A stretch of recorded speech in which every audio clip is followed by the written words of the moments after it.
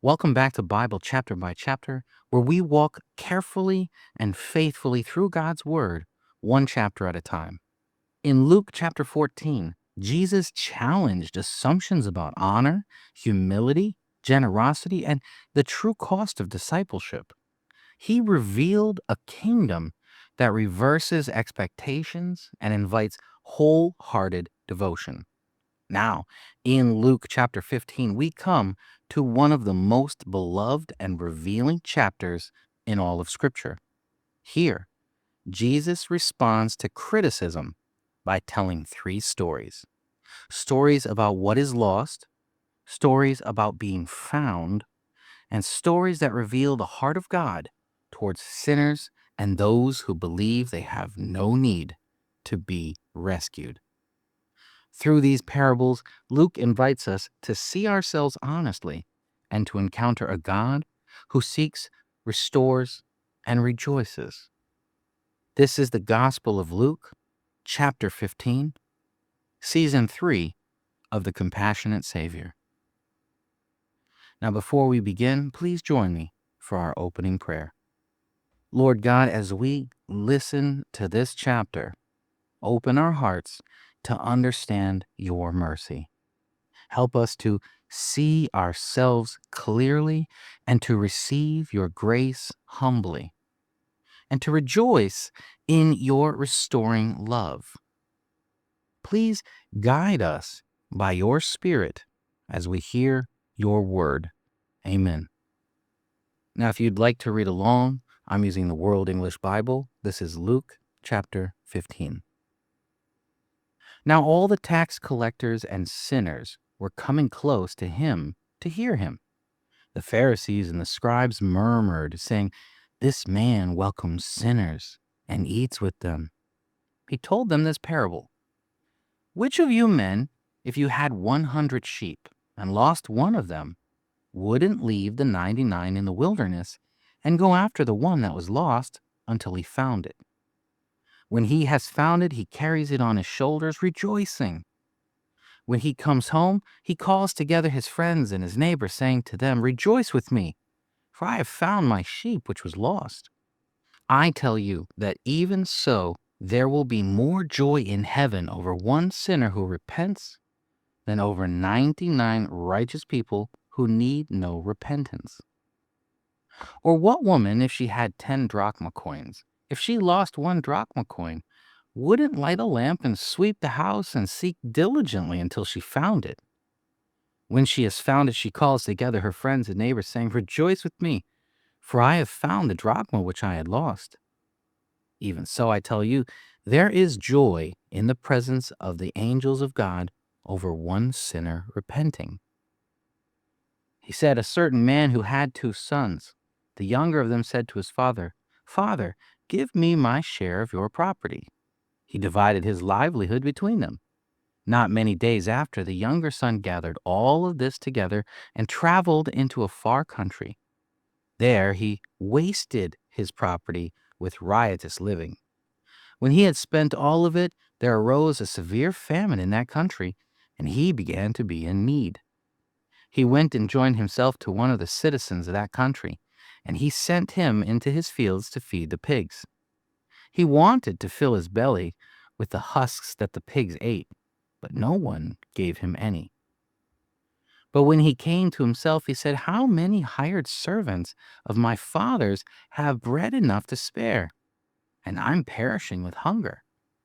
I will arise and go to my father, and I will tell him, Father, I have sinned against heaven and in your sight. I am no more worthy to be called your son. Make me as one of your hired servants.' He arose and came to his father, but while he was still far off, his father saw him and was moved with compassion and ran and fell on his neck and kissed him. The son said to him, 'Father, I have sinned against heaven and in your sight. I am no longer worthy to be called your son.' But the father said to his servants, 'Bring out the best robe and put it on him. Put a ring on his hand and sandals on his feet. Bring the fattened calf, kill it, and let's eat and celebrate. For this my son was dead and is alive again. He was lost and is found.' They began to celebrate. Now his elder son was in the field. As he came near to the house, he heard music and dancing. He called one of the servants to him and asked what was going on. He said to him, "Your brother has come, and your father has killed the fattened calf, because he has received him back safe and healthy." But he was angry and would not go in. Therefore his father came out and begged him. But he answered his father, "Behold, these many years I have served you, and I never disobeyed a commandment of yours. And yet you never gave me a young goat, that I might celebrate with my friends. But when this your son came, who has devoured your living with prostitutes, you kill a fattened calf for him." He said to him, "Son, you are always with me, and all that is mine is yours. But it was appropriate to celebrate and be glad, for this your brother was dead and is alive again. He was lost and is found." Now that's a powerful way to end a chapter. Let's break this all down and see what we have in here. We got to unpack this, right? Section 1, the context of grace and offense, verses 1 through 2. Luke begins the chapter by setting the scene carefully. Tax collectors and sinners are drawing ever nearer to Jesus. At the same time, the Pharisees and the scribes are murmuring. Their complaint is simple and revealing. This man welcomes sinners and eats with them. Now, in the world of first century Judaism, shared meals signal acceptance and relationship. To eat with someone was to recognize them as worthy of fellowship. The religious leaders are not confused about what Jesus is doing. They are offended by it. This tension echoes a long-standing pattern in Scripture. Again and again, God's grace disrupts human expectations. From God choosing Jacob over Esau, to David over his brothers, to prophets sent to unlikely people, God consistently acts in ways that challenge human ideas of worthiness. Luke shows us that Jesus tells these parables not in response to curiosity, but in response to resistance. These stories are meant to reveal the heart of God and expose the blindness of those who believe they have no need of grace. Now in section 2, we see the shepherd who seeks the one, verses 3 through 7. Jesus begins with an image deeply rooted in Israel's scripture. God is often described as a shepherd. Psalm 23 speaks of the Lord who leads, restores, and protects. Ezekiel condemns false shepherds and promises that God himself will seek the lost sheep. When Jesus speaks of a shepherd leaving 99 to search for one, he is not describing reckless behavior. He's revealing divine priority. The lost one matters. The shepherd does not wait for the sheep to return. He goes after it. When he finds it, he carries it home, rejoicing. This image emphasizes initiative and compassion. Salvation begins with God's action, not human effort. Jesus then connects this image to heaven itself. There is joy over one sinner who repents. Luke shows us that repentance is not met with reluctance or resentment in God's presence. It's met with celebration, right? God is so happy to have sinners and the outsiders repent and come to him. Especially, they come to him of their own volition. They want it, and he is grateful for them to return to his flock. Section 3, we see a woman who seeks with diligence, verse 8 through 10. The second parable, it shifts from the field to home, the shepherd to a woman. And the shift matters because Jesus deliberately includes an image that reflects ordinary domestic life. He wants his parables to match the people who are listening. You get that? A drachma represents a significant value, especially if you had one today.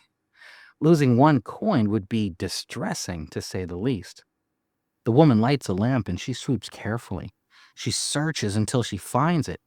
Nothing is casual, nothing is half-hearted. It's needed. We need to find this. This parable reinforces a truth. God's seeking is intentional. Grace is not passive, it's persistent. When the coin is found, the response mirrors the first parable. Friends and neighbors are invited to rejoice. Once again, Jesus emphasizes that repentance triggers joy in the presence of the angels of God.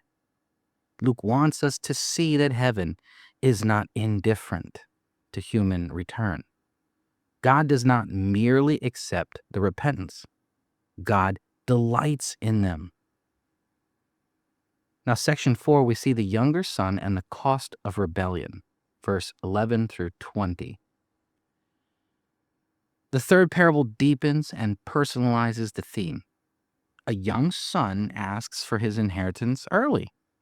In effect, he treats his father as though he were already dead. This action reflects a deeper rebellion seen in Scripture. Humanity desires God's gifts without God himself. From Eden onward, this pattern repeats. Independence promises freedom, but leads to loss. The son's journey into a distant country mirrors Israel's exile. Resources are wasted, famine comes, and need exposes vulnerability. Feeding pigs, an unclean animal, marks the depth of the fall. And Jesus carefully notes a turning point. The son comes to himself. Repentance begins with clarity, and he recognizes both his failure and his father's goodness. Importantly, his plan is limited. He hopes for survival, not restoration. He underestimates grace. Section 5, the father who runs, Luke 20 through 24. Now, this is the emotional heart of the chapter. While the son is still far off, the father sees him. This implies waiting, watching, and even longing. And the father runs, something undignified for an elder in that culture. Compassion overrides convention. The father interrupts the son's prepared speech. The son's been walking there. What am I going to say to my father? How am I going to tell him how sorry I am? All of this stuff. The father interrupts it. He doesn't want to hear it. Restoration is not negotiated. The best rope, the ring, the sandals, they all signify full sonship. The fattened calf signals celebration, not approbation, right? This moment echoes the prophetic images of God's compassion. Isaiah speaks of God's eagerness to forgive. Hosea describes God's aching heart towards wayward children. Luke shows us that repentance is met with grace that exceeds expectation. What was dead is alive. What was lost is found. Now, section 6, the older son and the dangers of resentment, verse 25 through 32. The older son represents a different kind of lostness. He has remained physically close but emotionally distant. His obedience has become transactional, right? His language reveals his heart. He speaks of service, not a father and son relationship, not family, service. He refers to his brother as this son of yours. He's distancing himself from both his father and his brother, right? He's separating them. And the father responds with gentleness. Everything I have is yours. Yet the older son has never truly enjoyed it. His proximity, his closeness to his father did not produce intimacy. This mirrors the posture of the Pharisees listening to Jesus. They are near the things of God, but they are resistant to the heart of God. Now, the parable, it ends without any resolution, right? Luke leaves the question open. Will the older son enter the celebration? Why? Because He's showing us that the invitation stands. We were told before that it's a narrow door, but the door's open. The invitation is there. Please join me for our closing prayer.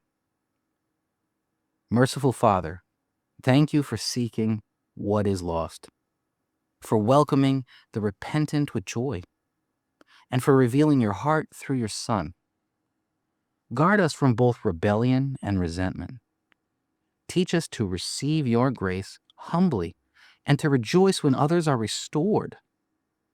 May our lives reflect the joy of heaven as we live in the light of your mercy. Amen. Thank you for joining me for Bible chapter by chapter as we walked through Luke 15. In this chapter, Jesus revealed the heart of God through three powerful stories: a shepherd who searches until the lost is found, a woman who seeks diligently until what is missing is restored, and a father whose compassion runs faster than shame. Luke showed us that God does not wait at a distance. He seeks, he welcomes, and he rejoices when the lost return home. Yet the chapter also leaves us with a challenge. Lostness is not always obvious. It can exist in rebellion far from home or in resentment close to it. The invitation of grace extends to both.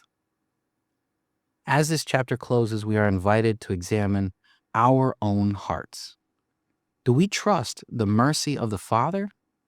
Do we rejoice when others receive grace? And are we willing to enter the celebration God has prepared? In the next episode, Luke chapter 16, Jesus will turn his attention towards faithfulness, stewardship, and the proper use of wealth. Through challenging parables and sharp teaching, Luke will continue to press us towards lives shaped by eternal perspective.